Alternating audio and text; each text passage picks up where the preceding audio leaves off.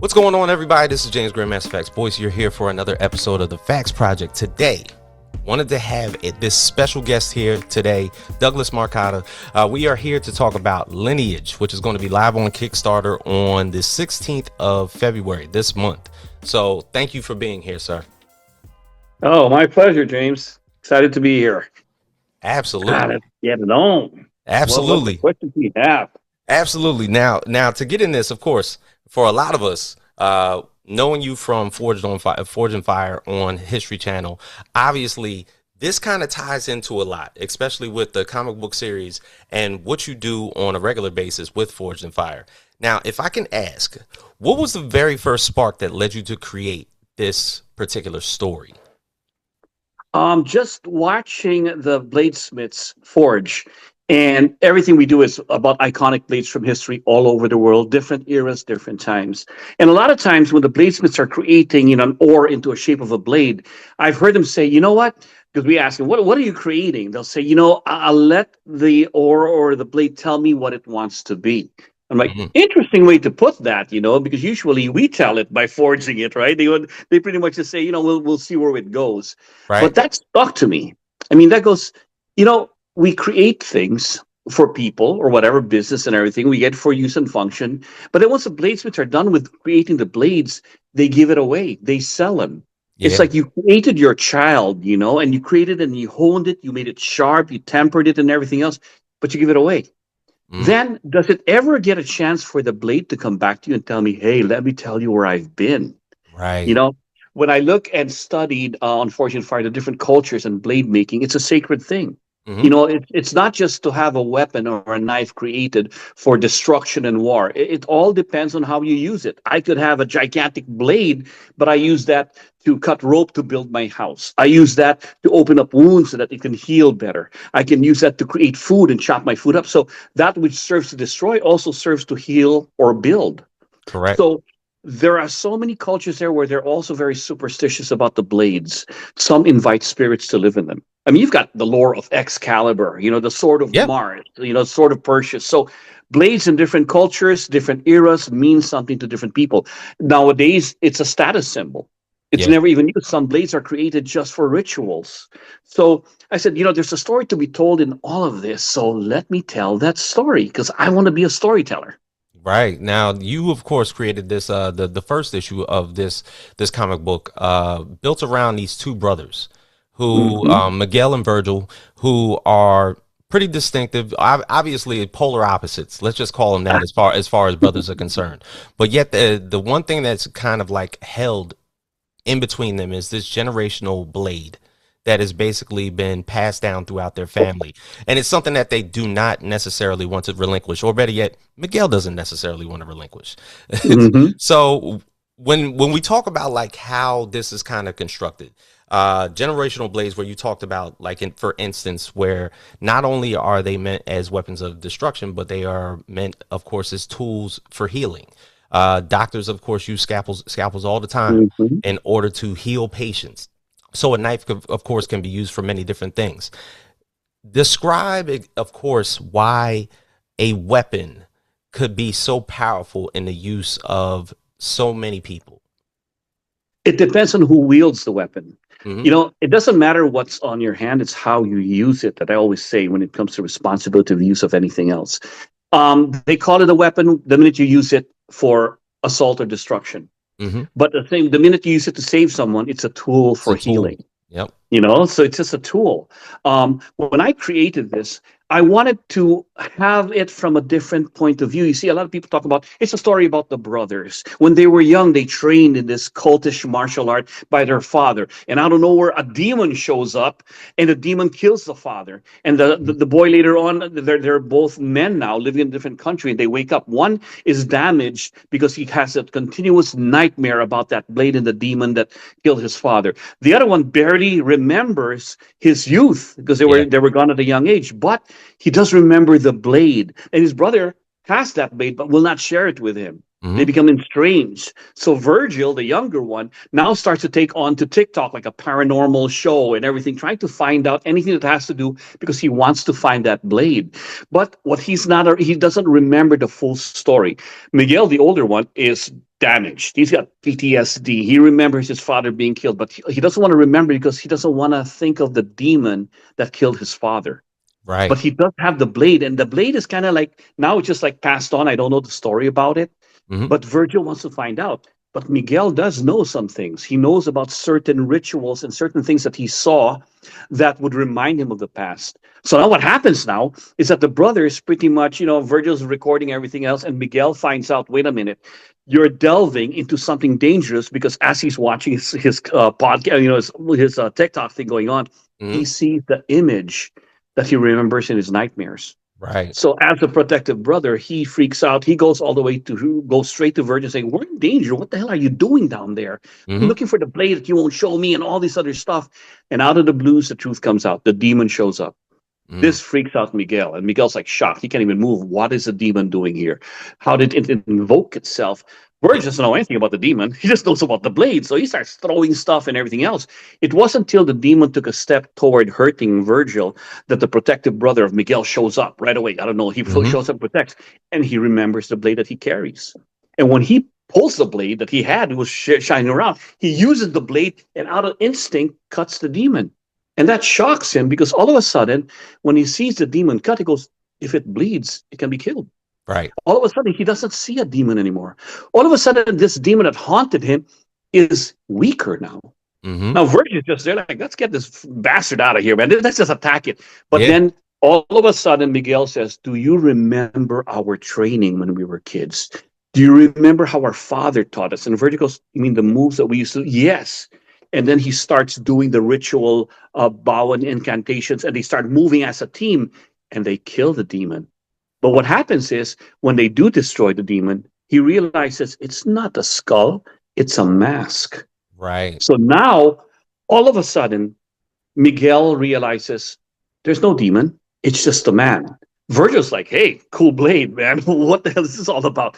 Now it's time to find out what is this all about.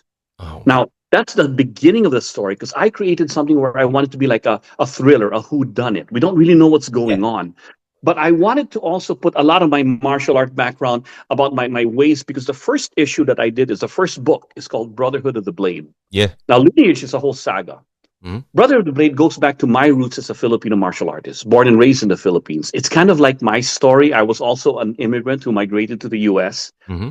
I know the lore of the superstitions about the blade that I grew up back home. I saw a lot of weird stuff going on. I also understand the way of the blade of how it can be used for combat.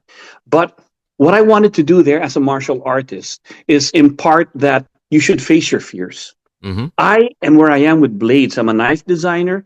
I use blades. I used to be a military contractor for knife combatives. I did all these things, but little do people know I had a phobia of blades. I was Mm-hmm. afraid of knives.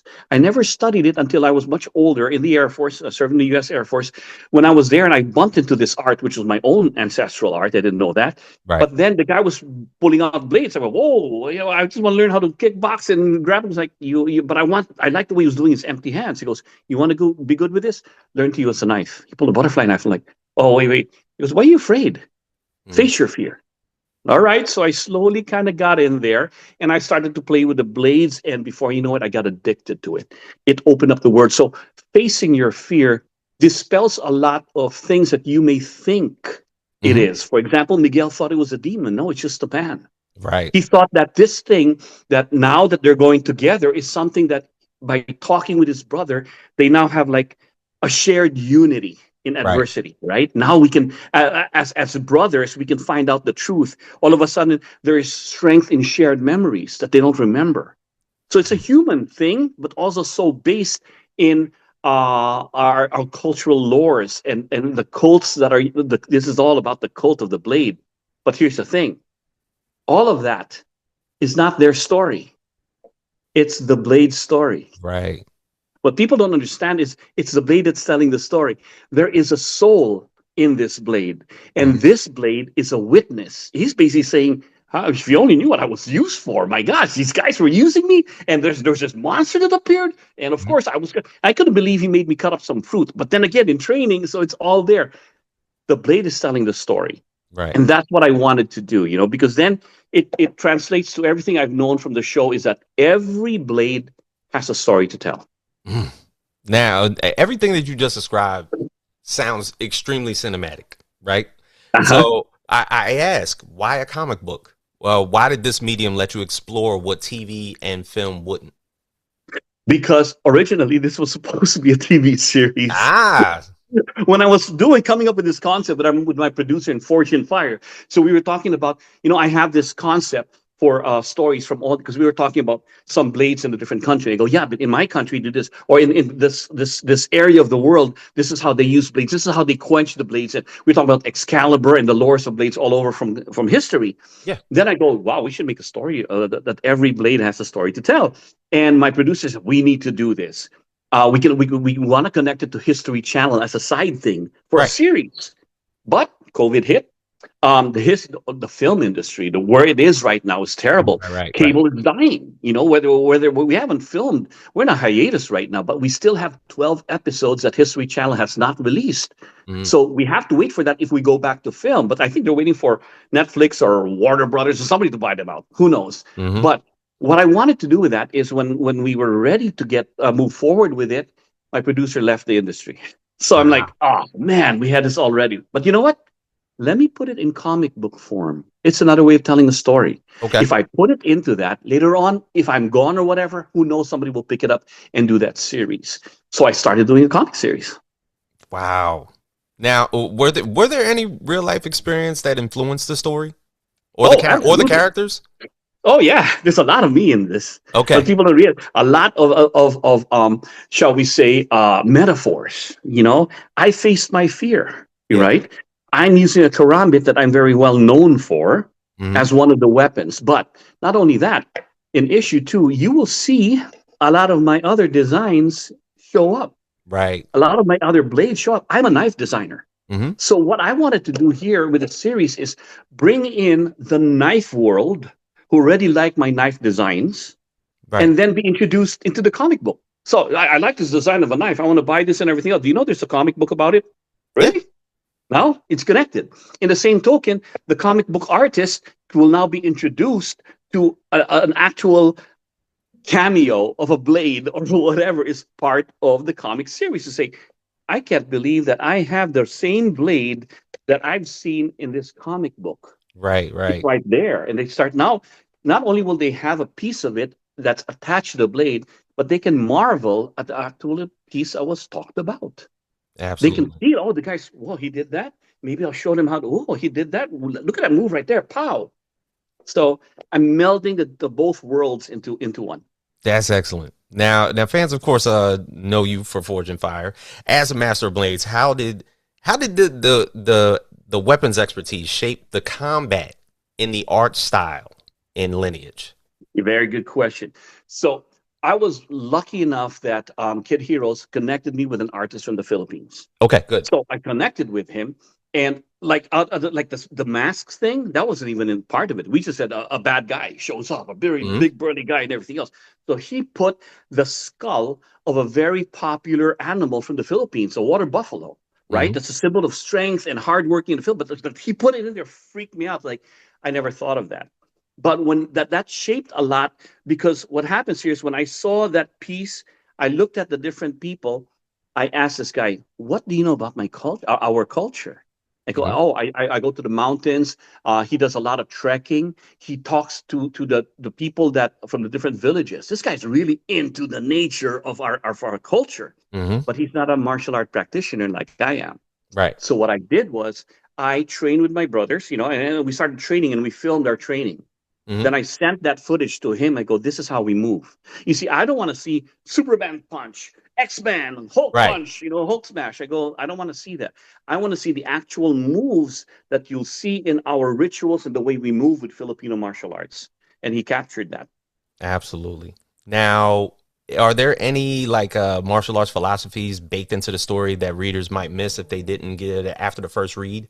Yes. Well, a lot of that is Once again, the idea that you have to confront your fears to empower yourself. Mm-hmm. It is fear is nothing more than false expectations appearing real, Right. right? It's not if you face it. The idea also that in shared strife there is strength. Misery loves company. Yeah. So when you're trying to find the truth with somebody else, you have formed a bond.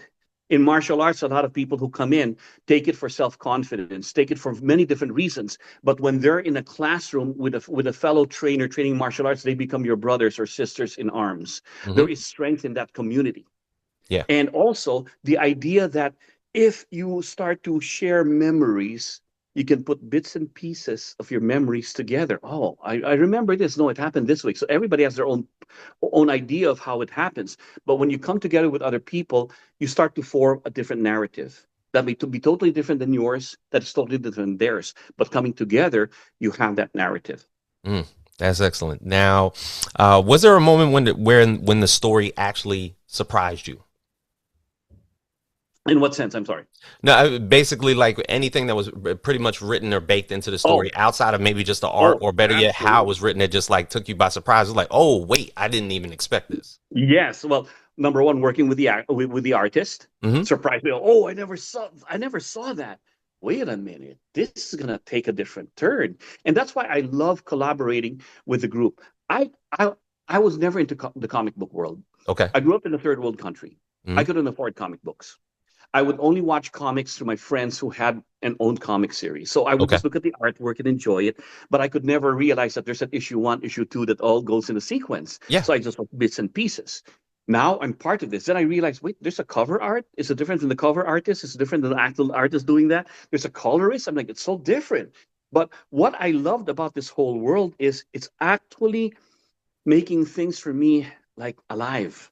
I Hmm. didn't know who was a good artist. I go, they're all good, right? No, there's a certain color. And I had to have a legend tell me who I didn't even know was a legend. It's Hmm. Will Sportasio, very Yeah. well There you known go. artist.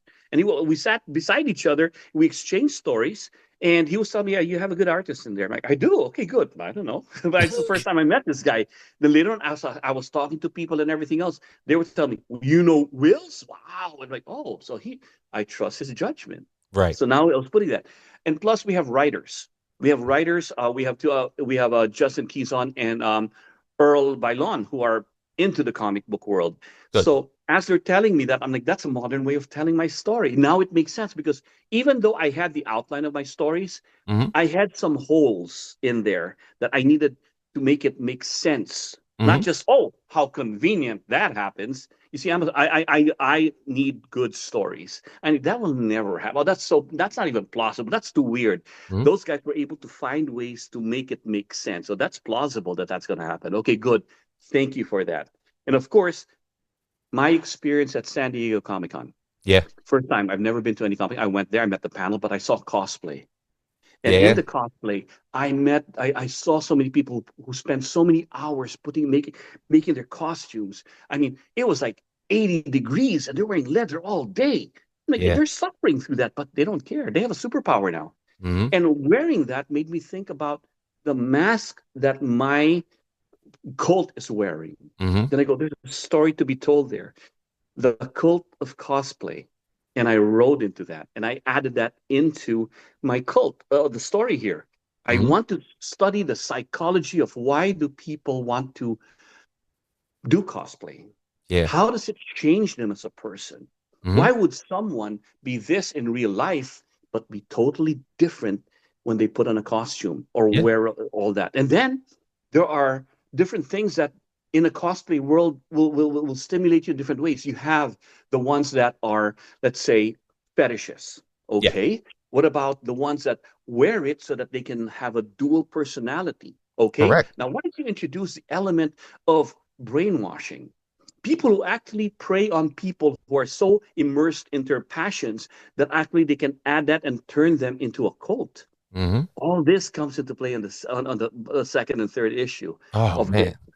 I Man. wanted to involve this. I wanted a story where everybody can relate. All of a sudden, they go, huh, I wear costumes. Or, ooh, that's me. Or, yeah, I get that. Hmm. That's what I want. Now, just to focus on that expansion, because after the reconnection of the brothers in issue one, Hmm. These next few issues, basically what's going to get released on Kickstarter is issues 2, 3, and 4. Yes, we're going to That finish the whole thing now. all in Issue totality. one was a test to see Right. that is there interest in what I do? And Hmm. there was. So now I'm like, let's finish this whole thing. Let's get it done. Now, so Yeah. the expansion of this throughout the brothers, when you're talking about basically more of what we're going to learn from the mysterious cult, that basically that demon that arose in the beginning of issue 1, that's all going to come into focus in these next few issues, correct? Absolutely. So what happens in issue two now? So issue one, they realize, oh, okay, there's more to this. The answer lies in our past. Right. So we got to go back home, Okay. right? So now the brothers take a trip to the Philippines, where they're from. They meet with their uncle. And in that process, their uncle goes, I sent you away from here. Why are you here? Right. Well, I got to find out about it. The past is the past. Leave it alone. Wait, there's something going on. Why are you Hmm. fighting it? You know, there's a reason I want you to get to the past. So they're arguing. And Virgil's like, where's the knife? Where can I find out all this? The Philippines is cool. Never been here. But Miguel's already confrontational with his uncle. But here's the thing. While they're there, the uncle already knows why they're there. You Right. know, because they saw when they showed pictures of the demon, he goes, oh my God, it followed you. Why? Why did that follow? The cult followed you. Hmm. So the uncle goes, here, boom, throws them. He goes, you'll need this. You need to go back to training. Right. So they, because the uncle, they start training again. But then they also found that their uncle has the mask that they actually had, nightmares of. So it now delves into the connection Hmm. of who their father was. What's his connection to my uncle? Is the cult still alive? Why would they send someone all the way? So it's a who done it, but also why? What's going on here? And that's where I get a chance to truly expand on the cult of cosplay. Yeah. Because when they actually show up and they are warriors, they have to the only way to get in, they have the proof. Hmm. This one is not only telling a story, it also is the key to getting back in. Right.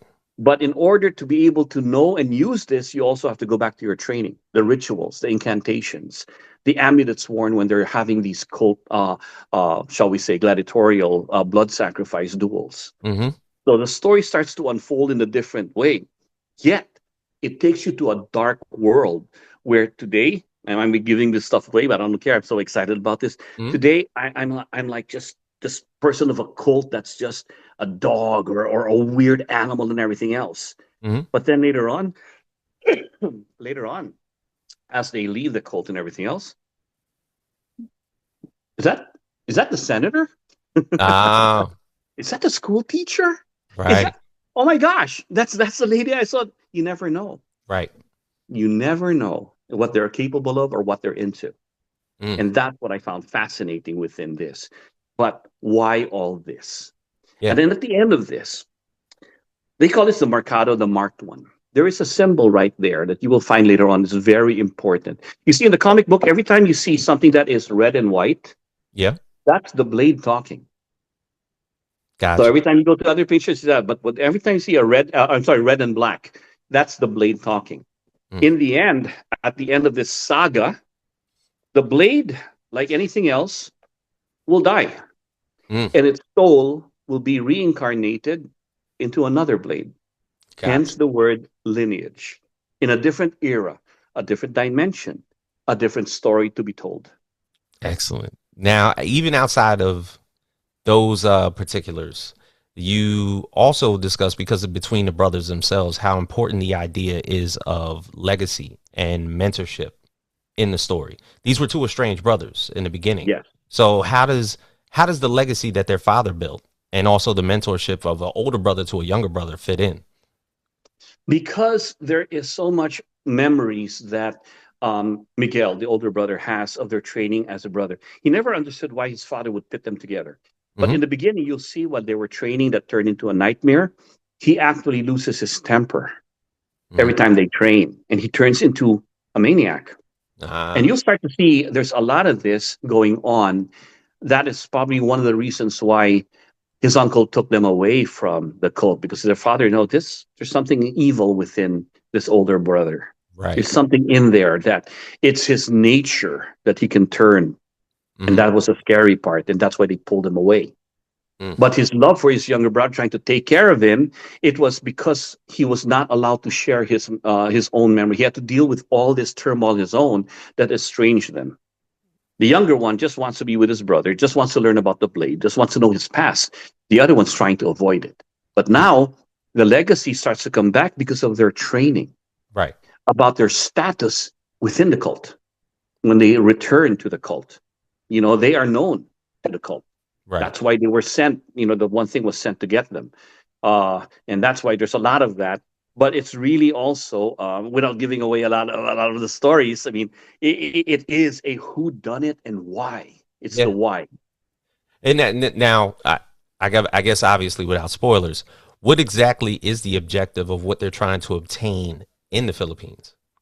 Well, what they're trying to obtain basically is to find out, why do I have these nightmares? And if it's a man, what was it all about? It's about a cult. Oh, it's a cult. Okay, tell me about the cult. Why does the cult exist? Hmm. What is all this about? And why is it all tied to the blade? And when they go and meet the cult, because now they're in, because the uncle didn't want them to do that, but basically they told him, you owe us the truth. Hmm. Why? I got to find out, well, how did my father die? Why do I have this blade? So they have to unlock the key. And for them, it's really about being able to find out illusion versus reality. Yeah. Memories to them are just an illusion. Reality is what they're looking for.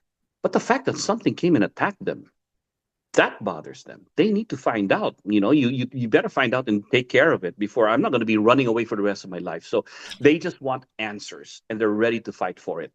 Mm. Now, since you won, what is the fan reception? Of course, from either fans of Forge and Fire, but the reception for Lineage been so far? I think it's been, everyone that I've ever talked to loves it. Here's Good. the cool part: people don't know me as a comic book guy, as a No. writer. I was in Athens Con, and everybody thought it was just art. They were walking up to me, having them sign, "Oh, nice art," and everything. Like, it's not art; it's a story. What? I go, open the book, read it. Hmm. Oh, it's a comic book. And I told them, so I gave them, I started pointing out all the different things and everything. Like, they love it. Where do I get the second issue? Now they're hooked into it because Right. you know I've always known this was a good story. I wouldn't have. This was put together over. I'd say this is about 15 years in the making. I've always Wow. had this story. I've always had this background. It just started to evolve because of what I was doing with Fortune Fire. I had a connection that could possibly turn it into a TV series. But these stories alone, I already knew them when I was going back and forth to the Philippines for my own personal training. Right. I Right. would Right. take my students here in the US. I'd take them to the Philippines and we'd go into training. Some of our training had some spiritual aspects to it, had Hmm. some rituals to it. But to me, I was always paying attention. I go, one day I need to tell all of this. I celebrate my art. I celebrate my life. Hmm. One day I'm going to do it. Now, it's got to be fiction. That's fine, but I'll take bits and pieces of myself in there. And because as a storyteller, you start to see, ooh, wouldn't it be cool to do this and to do that? I never thought of the idea of the blade transforming to different blades all over the world. But Yeah. because I go, no, I know my story, I know the Philippine story, but what happens to a blade in Italy or a blade in? I was just in Athens Con, Mhm. right? And I was exposed to the Pantheon. I went up to the Acropolis and I saw all of history of the Greek world. And they have, I saw this thing on my shield, the Spartan thing, right? On my Yeah. shield or carrying the blade back, right? I go, that is such a beautiful thing to say. Wait, the shield and the blade, are they talking to each other? What's the Right. spirit around that? Or maybe they find a blade that's just a witness and I go, Italy, so passionate over there. There's a stiletto, but what if the stiletto is just a witness to a love story, to a try, all these things. Yeah. So there's always something to be said, and it's always going to be different. So Mm. that's where I can bring in great stories with the medium of a blade, just like I have a lot of metaphors, but my medium is martial arts. I've Yeah. met so many great people, but the medium that brings us together is a martial art. But the stories Absolutely. we did around has nothing to do with martial arts. Now, if Miguel or Virgil had to go on Forge and Fire, would they survive? Oh yeah, I think so. They have that thing. One thing, passion and determination. That's all you need. For any Gotcha. passion, anything that you're doing, if you are determined to do it, you'll do fine. Now, what do you hope longtime Forge and Fire fans discover about you through this project? Well, my love for the blade, my love for the metaphors of every culture that's out there. I just love being able to tell stories, Mhm. and I just want to share what I've seen. I've traveled the world to do what I do. Yeah, Right before I did Fortune Fire, I was teaching in different countries all the time, and every time I go there, my host would take me to their museums or yeah, they take me sightseeing. Sometimes in a third world country, there are no museums. They'll take me to their local craftsmen. A lot, mhm, and those are the ones I really love. The ones who don't have all that fancy stuff. It's just a regular thing. yeah, And I've seen some strange things that I can't even explain. right, Coming from a Western mind. yeah, But to those that know, no explanation is required. To hmm, those that don't know, there is no explanation. And I true. heard that before. I'm like, this fits with what I see. Now, do you feel as though there's still, I mean, even with your story, which is absolutely fantastic, just the form of course, the martial arts Kali, correct? Yes. Now, do you feel as though within martial arts itself, is there just a ton of stories that are still untold? Oh, absolutely. Absolutely. I've had stories from my old teachers telling me that I'm trying to put in here. There's just no space. Yeah, But I would take that lesson, that metaphor, and translate it into another story for a different day, for a different book. Absolutely. One of the things that I learned from learning from different teachers, a lot of people, when they take martial arts in the beginning, it's all about the technique. I yeah, want to learn to fight, it's all about technical stuff. But then later on, you realize it's all the same. It's some human mechanics and everything else. My other teacher, when I was going to see his teacher, a grandmaster, I had to fly all the way to the Philippines. He goes like this. I go, everybody's going to ask questions about the technique. That's hmm, a dime a dozen. Study the man. You'll yeah, understand the system. So what does that mean? So I went to see my teacher. What about the way when you disarm him this way and you lock him and everything? That's what they're asking me. What's my question? So what you do as a child? What was your favorite class? Oh, wait, what was your job before you taught martial arts? Okay, what was your favorite dessert? What about your memories of where you lived? How did you live? hmm, No, don't ask anything martial arts. And my teacher told me a lot of things. Right, he was telling me stories, and it was kind of fun for him because, like, oh, nobody ever asked me about that. Let me tell you about these things and everything else. Then I started to see what he did, and through his answers, and I understood how he taught the system. right, It was totally, it caught me aback. I'm like, you are very good at what you do. You're very sneaky at what you do because of the kind of person you are. He was a charlatan, he was a con man. So his fight was a con. And I started watching it. I go, watch this guy will ask, oh, here's an idea, right? So we were teaching the military gun disarms. hmm, So he's teaching the disarm, back very fast, boom, boom, boom. And I was there, I was helping him out. Then he saw a lieutenant come up, clear the gun, take the bullet out, right? Clear the chamber. Oh, so he already knew, oh, this guy's going to test me. hmm, So when the guy came up, he goes, okay, so what if I, pam, pam, pam? The guy dropped and he goes like that. Oh, yeah, the question. And the guy got up, oh, you're so good. That was, I have no questions. And every the guy walks away. Later on, I pulled him aside. I go, that wasn't the technique you showed. hmm, As a matter of fact, you hit him. You hit him right, hard. I go, yeah, I knew he was going to test me. So I smack him. He forgot about it. All he remembers, I got the gun. So because I knew he's going to do something, though right, I knew, I understood. He would say, we are the manipulators of their mind. right. It's A like a lot of that magician. is it's all exactly. It's sleight of hand, Yeah, misdirection. That's a strategy. And people go, oh, you're cheating. You ain't cheating. In his mind, it's a strategy. yeah, You strike before they strike. You do all these things. So but none of that was about the technique, the disarm. That was from the kind of job he did where he wasn't qualified to get it and he made up stuff to be able to get the job. right. That's when I found out it was like, wait, you didn't have a degree in that. No, I didn't. Well, but no, it was the 70s. You think they could check on it? No. No, I studied a book that was doing that for that business and I got in and that's my job there. And I know that for a fact because other people talked about the time when he was there and he was well known. I'm oh, like, but then when I looked at the site, I'm like, you have no qualifications to do this. All right, I'm on to something. got you. Now, if you had one word to describe Lineage, what would it be? Ah, every blade has a story to tell, I guess, you know. There are stories upon stories upon stories. But the main thing that I see here is that we're all connected. Somehow, some way, we are all connected. Yeah, definitely. Sir, this was an amazing talk. I appreciate it. Of course, Lineage is going to be dropping this next week. Yeah, Next next week. week. Next week. And it's So fun because one of the things I've done already here, like for those who are backing it up, right? yeah. Well, so obviously, this is the original. This is the blade that I designed that on its own is already a functioning karambit with its sheath, right? And Hmm. then it has the cool version that's aluminum and shiny. Yeah. We have the tactical version, but then all of a sudden, what starts happening is, oh well, why don't we make a little neck knife? Oh, okay, neck knife, that's cute. Or why don't we have a pendant? Or okay, now what about this guy coming in? This is my fighting tomahawk that's coming out, and this is Right. real for my training, right? I Hmm. mean, there are different ways. I'll be doing seminars on this, and then we're going to also for the backers create this lineage Kali stick that Hmm. we have some of the my designs that are my tattoos on that just for so why do I do this? Because it's a collaborative thing to involve everybody into the story making of this whole series. Yeah. When you see your name attached in the back here as a thank you, that's something else because you will forever be part of making this come true. I'm so thankful to everyone that donated on our first Kickstarter, but it's yours. Yeah. A lot of times, that what I do, and the reason I did this is because this was written and created for my great great grandkids that will never get to know me, but Mhm. they will see me in print.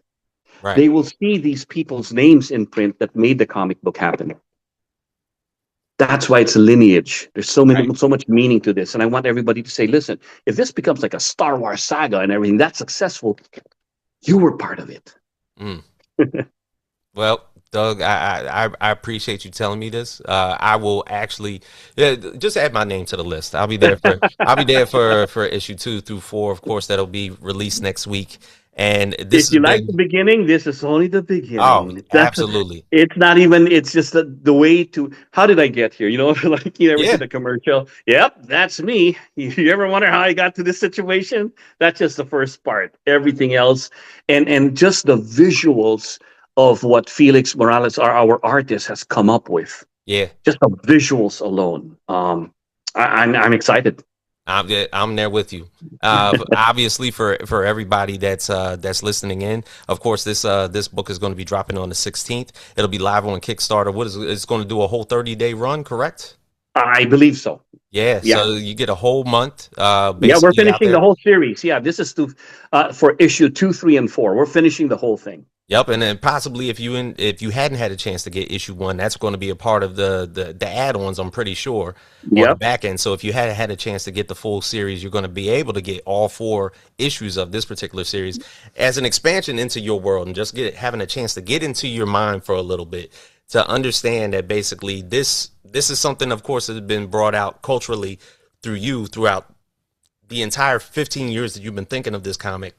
Now that it's brought to fruition, I believe it's a dream come true for you, sir. Thank you. Absolutely. It's a blessing. It is truly a blessing to be able to even venture out from Fortune 5. Who knew I would be able to do this? And now I'm like, I sometimes sit here and I look at the comic go over and over. And I'm like, how cool is that? It's the same way the first time I designed my first knife and I got it Yeah. out there. Who knew? I studied the knife. I was afraid of it. And now I have one with K-Bar. I have one with Fox Knives, with Russian blades, all these different companies. I'm like, what a blessing. But that's one of the things that I want to do. I want to tell people, you can do it too. Yeah. I'm just a regular guy like you. I Hmm. just never gave up on my dreams. I just kept on doing it. And there's a lot of times that it will not happen. It's not meant to be. If God doesn't want it to happen for you, it won't happen. But if it is, it'll happen so easily. And just be able to look at the signs. Oh, too much problems here. Oh, this is where it's so much easier. Okay, let me go there. Right. For sure. And obviously, some of the weapons that you basically displayed will be added onto the Kickstarter like they were the last time, Oh correct? yeah, these are so. I did this because this year alone, I'm releasing possibly 6 designs, new designs with some companies, but they're doing cameos in all my comic books. There you So go. then why not, right? Why not?